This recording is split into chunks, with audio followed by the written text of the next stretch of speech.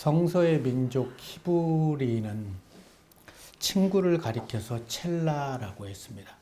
첼라는 갈비뼈를 의미하는데, 갈비뼈는 심장을 보호하기 위해서 양옆으로 24개가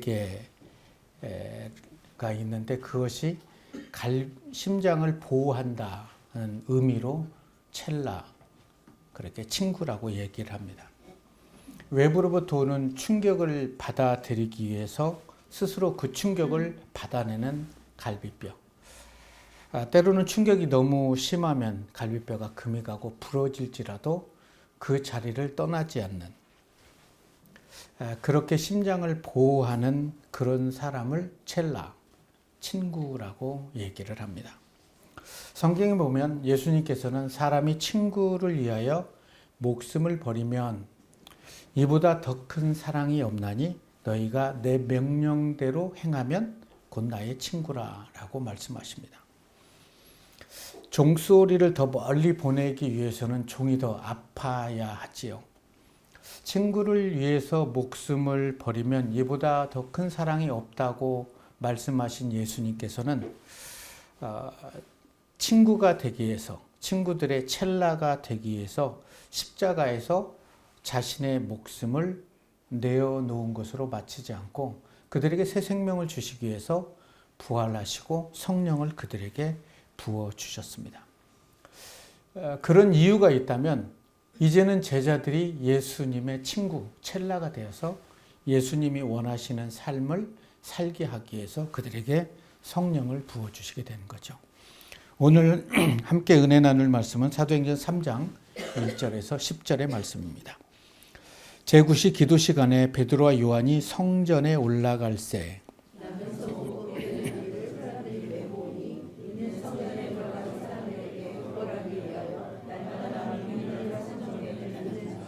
그가 베드로와 요한이 성전에 들어가려 함을 보고 구걸하거늘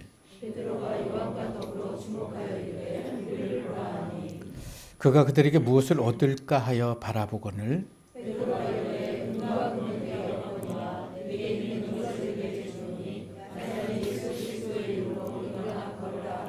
오른손을 잡아 일으키니 발과 발목이 곧 힘을 얻고 일어서서 걸으며 그들과 함께 성전으로 들어가면서 걷기도 하고 뛰기도 하며 하나님을 찬송하니 모든 백성이 그 걷는 것과 하나님을 찬송함을 보고 그가 본래 성전 위에 앉아 구걸하던 사람인 줄 알고 그에게 일어난 일로 인하여 심히 놀랍게 여기며 놀라니라. 아멘.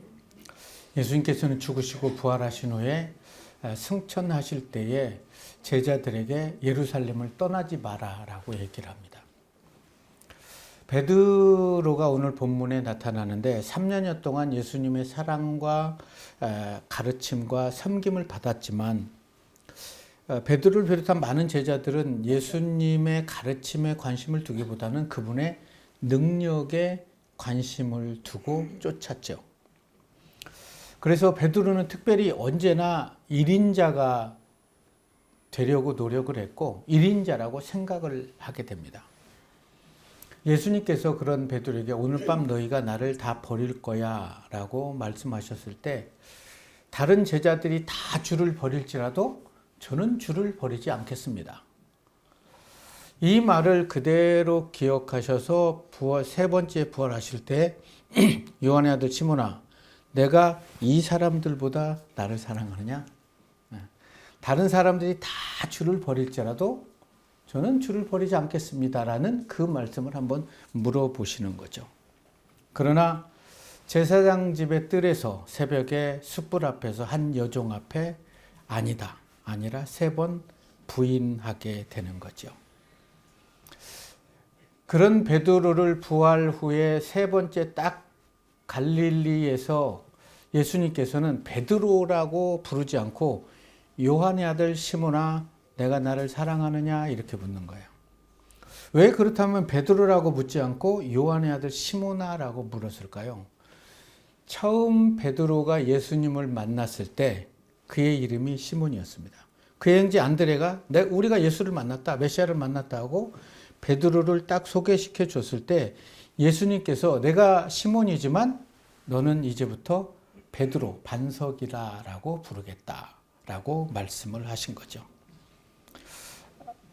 그래서 예수님이 요한의 아들 시몬아라고 부르신 것은 너가 지금 원망하고 부인하고 저주하고 실패한 모습 때문에 내 얼굴을 바라볼 수 없겠지만 요한의 아들 시몬아, 내가 너를 처음 만났을 때, 그리고 너가 나를 처음 만났을 그때로 돌아가잖아. 그래서 다시 시작하자. 그래서 그 이름을 3번이나 불러주는 거죠. 요한의 아들 시몬아, 내가 나를 사랑하느냐? 사랑한다고. 그래서 그러면 내 양을 먹이고 치고 먹이라면서 세상에서 가장 소중한 생명을 베드로에게 맡기게 되는 거죠. 이 말씀은 베드로에게만 하신 말씀이 아니라 모든 제자들에게 내 양을 먹이고 내 양을 치고 먹이라는 사도권까지도 회복시켜 주시는 말씀이었죠. 그리고 제자들에게 소명을 주시면서 떠나가셨죠. 그 소명은 오직 성령이 임하면 너희가 권능을 받고 예루살렘과 유다와 사마리아 땅끝까지 이르러 내 증인이 될 거야 라는 이런 말씀을 했습니다. 제자들은 예수님의 명령에 따라서 예루살렘을 떠나지 않고 한 곳에 모여서 기도했습니다. 그때 오순절날이 이르자, 부활이 승천하시고 10일이 지난 오순절날이 이르자 성령이 그들에게 부어지기 시작합니다. 성령이 임했을 때 보혜사 성령, 진리의 영, 깨닫게 하는 영이 임했을 때 3년여 동안 함께 했던 예수님의 행하심과 가르치심, 이 모든 것들이 다 깨달아져 버리는 거예요. 예수님 왜 이 땅에 오셨고, 왜 그런 섬김의 삶을 사셨고, 왜 매를 맞아야 했고, 왜 죽으시고 부활하셨는지를 깨달아지게 되는 거죠. 베드로를 비롯한 모든 제자들은 첼라, 주님께서는 우리를 보호하시기 위해서 갈비뼈처럼 보호하기 위해서 많은 매를 맞고 십자가에 못 박혀 죽으셨구나. 우리를 살리기 위해서 그것을 깨닫게 되는 거죠. 이런 상황을 가지고 오늘 본문 1, 2절의 말씀을 살펴보면 어려서부터 지금까지 차디찬 성전 문바닥에 예루살렘 성전에 여러 가지 문이 있었는데 미문이라는 건 아름다울 미자예요. 가장 아름다운 미문에 가장 천하고 낮은, 성경을 조금 더 읽어보면 이 안진뱅이는 나면서 걷지 못하고 40대라고 기록을 합니다.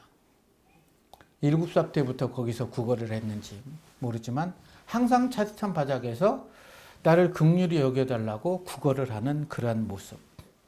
그게 1세기 유대인들의 민낯을 보여주고 있는 거죠.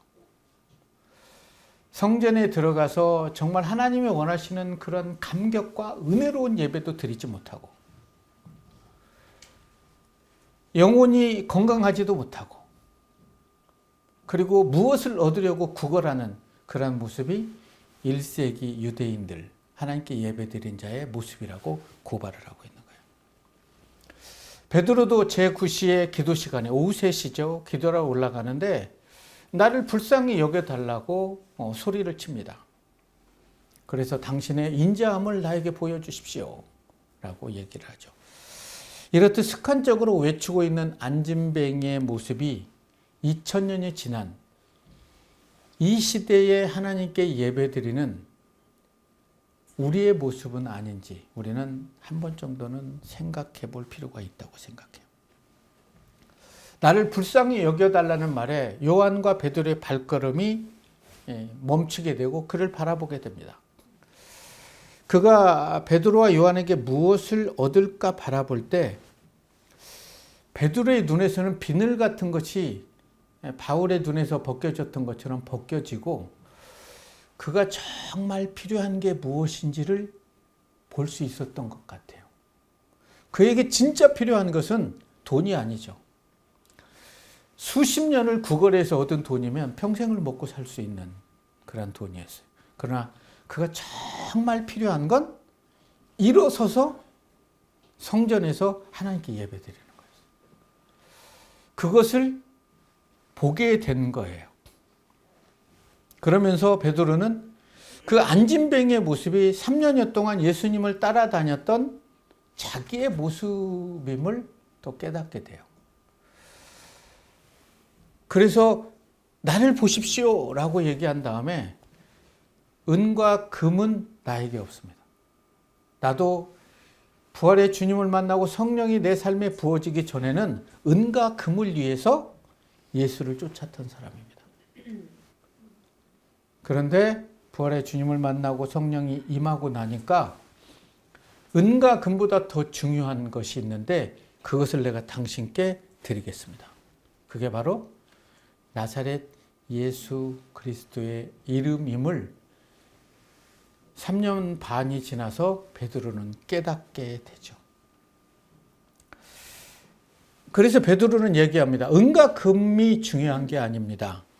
나 또한 그런 삶을 살았는데 당신이 정말 필요한 건 일어서는 것이고 건강한 몸이 돼서 성전에서 예배 드리는 것입니다. 나사렛 예수 그리스도의 이름으로 일어나십시오 하고 그 손을 잡고 일으키니까 한 번도 걸어보지 못한 그가 일어나는 거예요. 이게 성령의 역사입니다. 여러분 지금까지 그렇게 신앙생활 하면서 주저앉은 분이 계시다면 이 시간 말씀을 통해서 일어나시기를 바랍니다. 일어나시고 정말 하나님이 원하시는 기막힌 예배를 드릴 수 있었으면 좋겠어요. 그의 발목이 회복이 되고요. 일어서고요. 걷고요. 뛰고요. 그리고 그가 정말 원했던 모든 사람들은 당연하게 예배를 드리는 그 예배를 이 친구는 단 한 번도 드리지 못해요. 근데 성전에 들어가서 예배를 드릴 수 있었던 거예요. 오늘을 살아가고 있는 우리에게 필요한 건 뭘까? 안진뱅이가 원하는 물질일까요? 하나님 나를 긍휼히 여겨주십시오. 나의 필요를 채워주십시오. 아니면 베드로가 안진뱅이를 통해서 바라본 예수 이름의 능력을 소유하는 것일까요? 예수 이름의 능력이 바로 복음의 능력이지요. 바울에게 예수 이름의 능력이 부어지자 바울은 로마서를 기록하면서 이렇게 기록합니다. 내가 복음을 부끄러워하지 않는다. 이 당시에 복음을 전하면 붙잡히고 많은 매를 맞고 부끄러운 삶을 살아야 했어요. 그런데 부끄러워하지 않는다. 이 복음은 모든 믿는 자들에게 구원을 주시는 하나님의 능력이 됨이라. 먼저는 유대인에게요, 나중에는 헬라인에게로다 라고 고백을 합니다. 예수님을 따르면 항상 수제자하고 가장 일인자라고 여겼던 베드로는 예수님의 매맞음과 붙잡힘에서 반석이었던 그 베드로가 그냥 다 깨져버리는 거죠. 그런데 예수님께서는 그 깨어진 돌멩이를 다시 모아서 반석으로 만들어 주셨어요. 내가 너를 사람 낚는 어부가 되게 할 거야. 내 이름이 시몬이지만 반석으로 쓸 거야. 해서 지금 그 성전 미문 앞에서 그런 일들을 행하게 되는 거죠. 안진뱅이가 일어섰어요. 걸었어요. 글쎄요, 제가 못 걸은 적이 없어서 얼마나 그가 기뻐했을지는 상상을 할 수가 없습니다. 뛰고 찬양을 했는데 안진뱅이보다 더 기뻐하고 놀라워했던 사람은 저는 베드로라고 생각합니다. 부인하고 원망하고 예수님이 원하는 삶을 그렇게 살아가라기도 그렇게 살아보지 못했던 나 같은 것에게 하나님의 능력이 부어져서 앉은 자를 일으키시는데 사용하심에 너무나 감사해서 그 자리에 베드로는 풀썩 주저앉아서 통곡을 했을 것 같아요. 하나님, 제가 안진뱅이임을 고백합니다.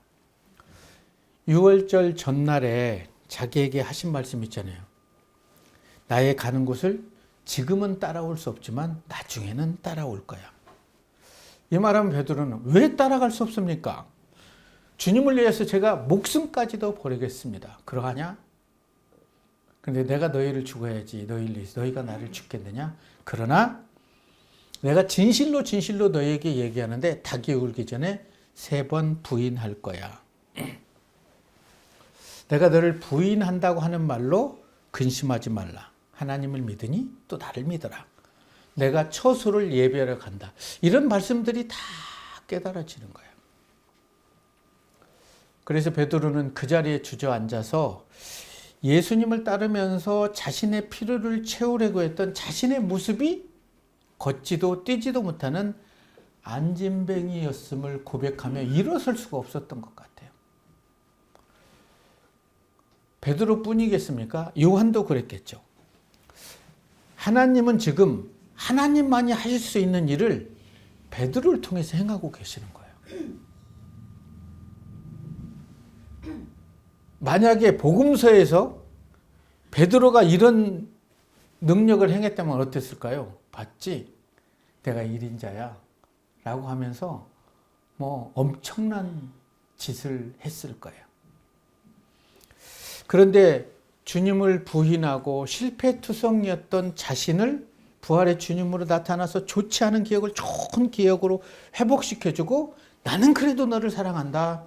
요한의 아들 시몬아 그때부터 다시 시작하자라고 하면서 그의 손을 붙잡아 주시는 거예요. 평생 안진뱅이로 살았던 한 남자는 기뻐 뛰며 하나님을 찬양하고 정말 하나님을 찬양해야 될 베드로는 그 자리에 주저앉아서 펑펑 울고 있는 거죠. 자, 그렇다면 누가 은혜 받은 자일까요? 예수가 누구인지를 모르고 예수 이름의 능력으로 일어나서 뛰면서 하나님을 찬양했던 안진뱅이일까요? 아니면 자신 같은 것을 사용하셔서 나는 참 포도나무요 너희는 가지니 가지를 사용하셔서 많은 열매를 맺게 하신 그 은혜가 너무 감사해서 울고 있는 베드로가 은혜 받은 자일까요? 물론 두 분 다 은혜 받았겠지만 더 은혜 받은 분은 베드로였을 거예요. 나 같은 것을 사용하셔서 그랬을 때 많은 사람들이 놀랍게 여깁니다. 베드로를 보고 와. 그때 베드로가 이런 고백을 해요. 너희가 왜 나를 주목하여 봅니까? 당신들이 왜 나를 바라봅니까? 마치 내가 이 사람을 일으킨 것처럼 왜 그렇게 바라보십니까? 이 사람을 일으킨 것은 내가 아니고 여러분들이 십자가에 못 박은 예수가 이 사람을 일으켰습니다. 그때 예배를 드리는 수많은 사람들이 얘기를 하죠. 그럼 우리 어떡하지? 우리도 모르고 그랬는데. 회개하고 침례를 받으면 됩니다. 저도 여러분처럼 똑같이 부인하고 저주했습니다. 그날에 3,000여 명이 주님께 돌아오게 돼요. 그때 베드로는 생각했겠죠. 내가 너를 사람 낚는 어부로 사용할 거야. 나의 능력으로 그렇게 된 것이 아님을 그리고 예수님의 은혜로 능력으로 된 것임을 깨닫고 살아가는 자의 삶에 하나님의 은혜와 능력이 부어짐을 오늘 본문을 통해서 우리에게 보여주고 있는 거죠. 만약에 베드로와 요한이 그 안진뱅이에게 많은 물질을 주고 지나갔다면 그는 하루는 행복할 수 있었을 거예요. 그러나 40여 년간 성전 미문에 앉아서 나를 긍휼히 여겨달라고 했을 때 어느 한 명도 그 영혼의 긍휼함을 안고 하나님께 기도한 자가 없었다는 거예요. 그냥 불쌍해서 던져주는 거죠.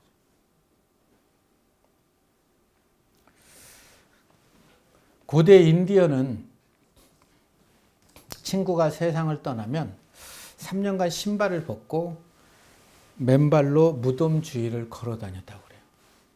왜일까요?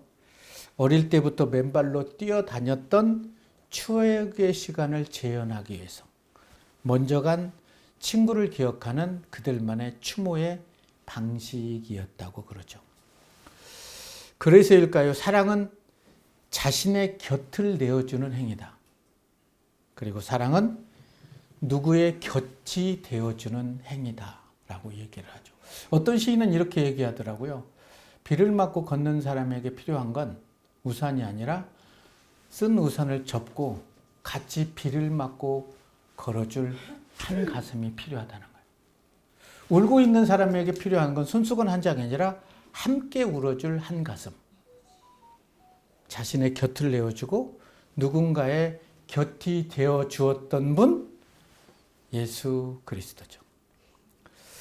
그분의 사랑을 알아버렸을 때 베드로는 성전 미문에 앉아있던 그 초라한 안진뱅이에게 자신의 곁을 내어주고 함께 울어줄 한 가슴이 되었던 거죠. 하나님의 능력이 이 영혼에게 부어지고 이 영혼이 나를 긍휼히 여겨달라고, 그래서 당신의 자비를 보여달라는 이 고백에 하나님 응답해 주십시오 라고 하고 나사렛 예수 그리스도의 이름으로 일어나 걸으라 라고 했을 때 40년 동안 걸어보지 못했던 자가 걸었다면, 우리는 매주마다 예배를 드리고 하나님을 찬양하는 우리의 삶에 내가 안진뱅이라고 고백하고 하나님 제 손을 높이 듭니다, 제 손을 붙잡아 주십시오 한다면 하나님께서 여러분의 손을 붙잡아 주셔서 일으켜 세우실 거예요. 그때 여러분들이 소망했던, 막혔던 모든 것들이 회복되고 하나님을 찬양할 수 있었으면 좋을 것 같아요. 다른 한편으로 보면 예수 이름의 능력을 베드로가 소유하기까지 우리는 베드로가 어떤 삶을 살았는지 잘 알고 있잖아요. 얼마나 많은 헛발질을 하고 부인하고 저주하고 예수님을 호통치고 고기나 잡으러 가야겠다고 하지만 그럼에도 불구하고 예수님께서는 첼라, 그를 보호해 주시는 갈비뼈처럼 늘 보호해 주시고 그를 위해서 사랑을 십자가에서 확증하셨어요. 그것을 끝나는 게 아니죠. 성령을 보내주셨을 때 그는 그 사랑을 깨닫게 되는 거죠. 그때 베드로가 바라봤던 것은 제가 성전 미문에 앉아있던 안진뱅이임을 고백합니다. 이런 나를 이렇게 세우셔서 육신의 안진뱅이를 이렇게 세우신 하나님을 찬양합니다 하면서 우는 거죠. 이제는 내 필요를 채우기 위해서 주님을 따르는 게 아니라 나도 이제 주님의 첼라가 되어서 주님의 필요를 채우기 위해서, 주님이 원하시는 삶을 살기 위해서 자기의 생명을 조금 더 귀한 것으로 여기지 않겠다고 고백하죠. 베드로는 수많은 곳에서 복음을 전하다가 로마 메머틴 감옥에 수직으로 세워서 있을 때 그곳에서 모든 간수를 다 전도했다고 그래요. 베드로가 순교하기 전에 그 아내가 순교를 당할 때 그 아내를 바라보고 오 주님께 사랑받은 여인이 하면서 그 순교를 축하해주고, 나는 예수님처럼 십자가에 이렇게 그냥 달리기도 부족한 사람이라고 했을 때 로마인들이 그래? 그러면 거꾸로 못 박아주지 해서 십자가에 거꾸로 못 박혀서 생을 마감했다고 그러죠. 예수 그리스도의 이름으로 안진뱅이를 일으키고 그랬을 때 제사장의 무리는 혈안이 돼서 제자들을 죽이려고 했고 40에 한 대 감한 39대매를 다 맞습니다. 그때 제자들을 비롯한 베드로는 이런 고백을 하죠. 주여 이제도 그들의 위협함을 굽어보시고 종들로 하여금 수많은 핍박과 환난을 받으면서도 담대히 하나님의 복음을 전할 수 있게 해주십시오. 손을 내밀어 병을 낫게 하시고 표적과 기사가 거룩한 종 예수 이름으로 이루어지게 하십시오. 그래서 도무지 이 예수 이름으로 말하지 말라 하고 39대를 때리고 보내줄 때 그들은 이런 얘기를 합니다. 사람의 말을 듣는 것이 옳으냐? 하나님 말을 듣는 게 옳으냐? 우리는 하나님의 말씀대로 산다는 거죠. 예수님과 함께 복음서에서 제자가 돼서 따를 때는 베드로를 보면 럭비공 같은 친구 같아요. 그냥 이렇게 던지면 똑바로 다른 공들은 튀는데 어디로 튈지를 모르는 럭비공 같은 그 친구에게 첼라가 돼주셔서 그가 어느 곳에 있든 그를 보호해 주셨어요. 그리고 사랑하고 섬김으로 인해서 세상에서 가장 아름다운 이름, 나사렛 예수 그리스도 이름을 알게 해주셨죠. 그 예수님은 그에게 가장 좋은 친구가 되게 해주셨습니다. 예수님께서는 이 땅에 오셔서 우리를 위해서 섬김의 삶을 사셨고 우리의 연약함이나 약함을 위해서 많은 매를 맞고 우리의 죄를 위해서 십자가에 못 박혀 죽으셨죠. 그리고 부활하셔서 그동안에 좋지 않는 모든 기억을 좋은 기억으로 회복시켜 주시며 하나님의 하나님심을, 하나님의 사랑을 성령님을 통해서 깨닫게 하셨죠. 오늘 본문을 우리가 바라보면 허점투성이인 베드로가 예수님을 만난 후에 어떻게 이렇게 변할 수 있지? 우리도 변할 수 있어요. 우리도 변할 수 있어요. 베드로가 완벽했다면 우리는 변할 수 없습니다. 그러나 너무나 허점투성인 거예요. 그런 베드로도 포기하지 않고 사랑하시는 그 하나님의 사랑으로 하나님께서는 여러분들을 사랑하신다는 거죠. 끝까지 반석으로 성장시켜 주셨던 하나님은 오늘 예배드리는 저와 여러분들에게도 동일하게 그런 은혜를 허락하실 거예요. 누군가의 필요를 채워줄 수 있는 삶, 누군가의 곁이 되어줄 수 있는 삶이 하나님이 원하시는 삶은 아닐까. 더 가지고 더 잘되고 더 욕심내는 그런 자리를 베드로는 자신의 의지와 상관없이 성령님이 그의 삶에 부어지자 그게 눈 녹듯이 녹아내리고 흘러가 버린 거죠. 그래서 하나님을 알지 못하는 많은 사람들에게 나에 있는 것, 내게 있는 것 예수 그리스도의 이름을 선포하게 되니까 한진병이가 일어나고 병든 자들이 막 치료가 되는 거예요.